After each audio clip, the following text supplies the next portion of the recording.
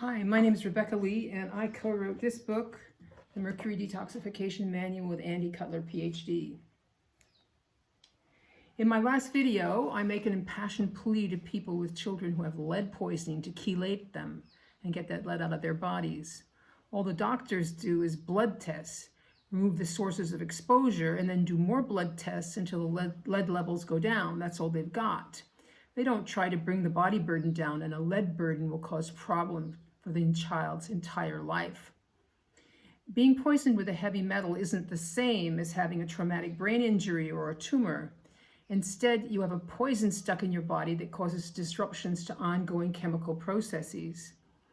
Since your body is one huge chemical factory, this can cause a whole lot of problems.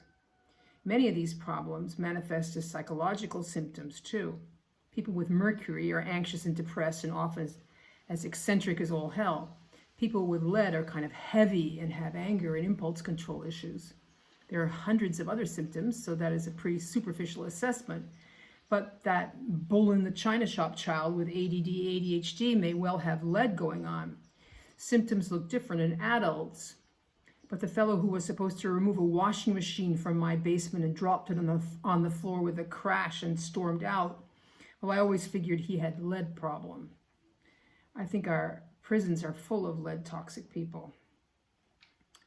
So lead and mercury are synergistic.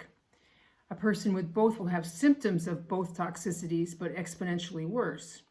There are lots of ways to get exposed to these metals, and many people have enough of them in their bodies to cause symptoms.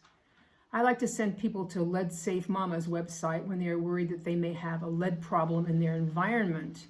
She has one of those $30,000 X-ray guns that test for metals, and she travels all over testing people's houses and possessions.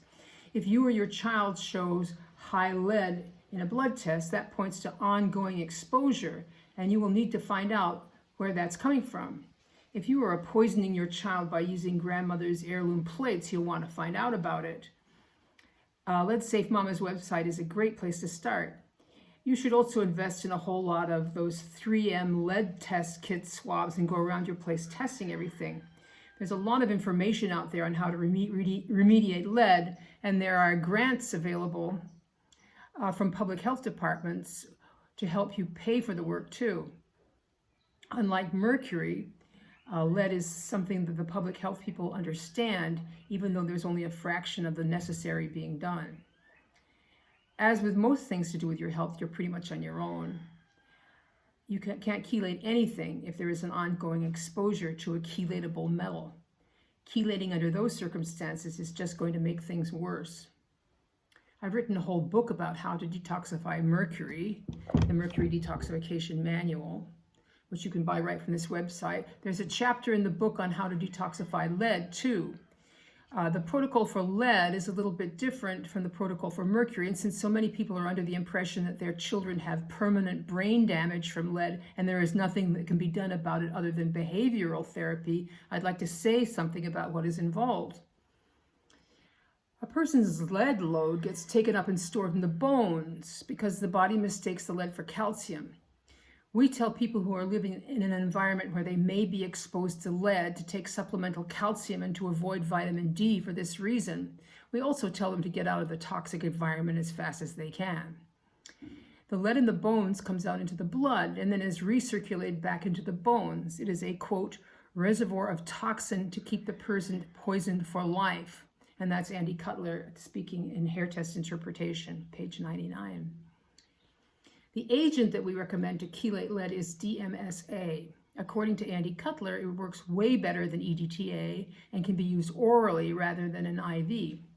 The person who is chelating should do 8 rounds of DMSA to get rid of the lead that is currently circulating in the blood. After those initial 8 rounds, they only need to do 1 round a month. This once-a-month schedule gives the body time to dump more lead out of the bones and into the blood, where it is available to be chelated by the DMSA. Unlike mercury, lead that has made it into the brain will diffuse out on its own once the levels outside the blood-brain barrier drop below the levels in the brain. It takes a long time to get rid of all the lead. It takes several years. There's no lab test that will tell you if all the lead has been chelated out. You must go by symptoms and by whether and how the person chelating is reacting to the DMSA. Any reaction, good or bad, to a chelator means that there is some chelatable metal present.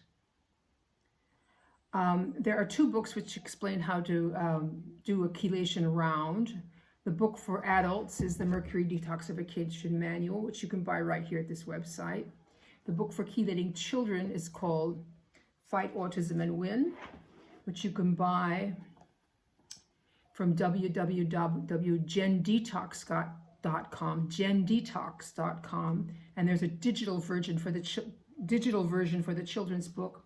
And the book with all that Andy figured out about lead and other toxic metals is in Hair Test Interpretation, Finding Hidden Toxicities, which you can also buy at my website. So please, if you got exposed to lead and are constantly holding your temper under a tight rein, or if you have a child with impulse and anger control issues, chelate them.